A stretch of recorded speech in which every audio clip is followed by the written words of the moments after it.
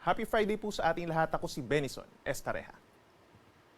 Patuloy pa rin pong iihip ang southwest monsoon or hanging habagat sa malaking bahagi po ng Luzon and Visayas at ito pa rin po ang magpapaulan lalo na po sa may western and northern portions of our country. Samantala, meron po nabuo na isang low pressure area sa may silangan po ng northern Luzon dito po sa may northern Philippine Sea. And as of 3 in the morning ay namataan nito higit 700 kilometers po silangan ng Batanes. Base po sa ating analysis, mababa ang tsansa na ito yung mag-isang low pressure area for today. Subalit aasahan pa rin po natin yung probability po na tumaas ang tsansa na ito yung maging isang tropical depression over this weekend.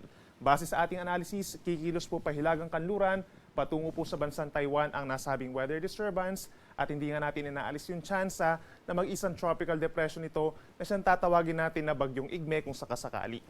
At ibig sabihin naman po itong low pressure area na ito ay mababa ang tsansa na magla-landfall or makakaapekto sa alinmang panig ng ating bansa. So patuloy po tayo magmamonitor. For today po, asahan pa rin ang mataas sa tsansa ng ulan sa western section ng Luzon, kabilang na dyan ng Zambales, Bataan, and Ilocos region dahil pa rin yan sa southwest monsoon or habagat. Minsan malalakas po ang mga paulan natin, lalo na sa Zambales and Bataan, kaya't mag-ingat sa banta ng baha at pagguho ng lupa. Sa natitirang bahagi ng Luzon, kabilang na ang Metro Manila, asahan pa rin po ang maulap na kalangitan na sinasamahan ng kalat-kalat na mga ulan and thunderstorms. So make sure po na magdala pa rin po ng payong kung kinakailangan.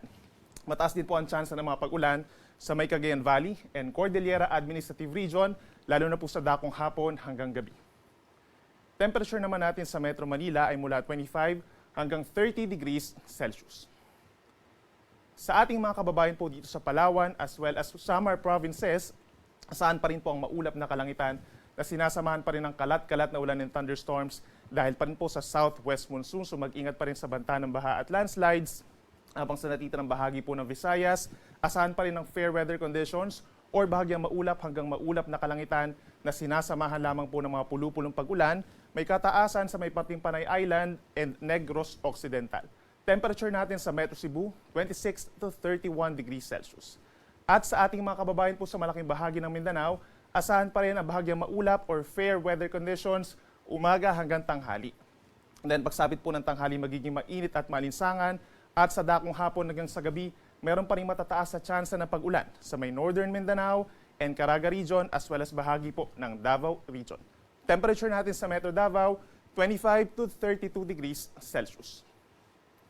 Sa ngayon po, tinanggal na natin yung gale warning over the western seaboards of Luzon, subalit magpapatuloy pa rin ang moderate to rough seas or hanggang 3.5 meters na taas ng mga pag-alon.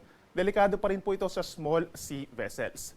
Sa natitirang baybayin ng ating bansa, slight to moderate seas or hanggang 2.5 meters po sa may silangang pati ng bansa, habang magiging banayad hanggang katamtaman naman po ang taas sa mga pag-alon sa natitirang baybayin pa ng ating bansa. For our 3-day weather forecast, asahan pa rin po bukas ang occasional rains sa bahagi po ng northern Luzon dahil pa rin yan sa southwest monsoon and possible trough of the low pressure area na nasa may silangan po ng Batanes. Asahan ang pinakamatataas sa tsansa ng ulan sa Batanes, Babuyan Islands, Ilocos region, Zambales, and Bataan. Habang inirekomenda pa rin po natin na magdala ng payong ang malaking bahagi ng Luzon, kabilang ng Cordillera region, Cagayan Valley, natitirang bahagi ng Central Luzon, Metro Manila, malaking bahagi ng Calabarzon and Mimaropa, mataas pa rin po ang tsansa ng mga pag-uulan at pagkit at pagkulog, lalo na sa dakong hapon hanggang gabi. At sa natitirang bahagi pa po ng bansa sa Visayas and Mindanao, over this weekend, asahan pa rin po ang fair weather conditions, so wala namang magiging problema kung meron tayong mga plans or travel plans over this weekend. Habang pagsapit po ng Sunday to Monday, asahan pa rin ang kalat-kalat na ulan and thunderstorms sa Batanes, Babuyan Islands, Ilocos region, Zambales, and Bataan. Habang natitirang bahagi pa ng bansa, kabilang na dyan ng Metro Manila, from Sunday to Monday, mag-i-improve na po yung ating mga weather conditions at sasama na lamang po ng mga saglit na pag-ulan or pagkidlat, pagkulog. Sunrise po natin is 5:45 a.m. Sunset is 5:54 pa rin po ng hapon.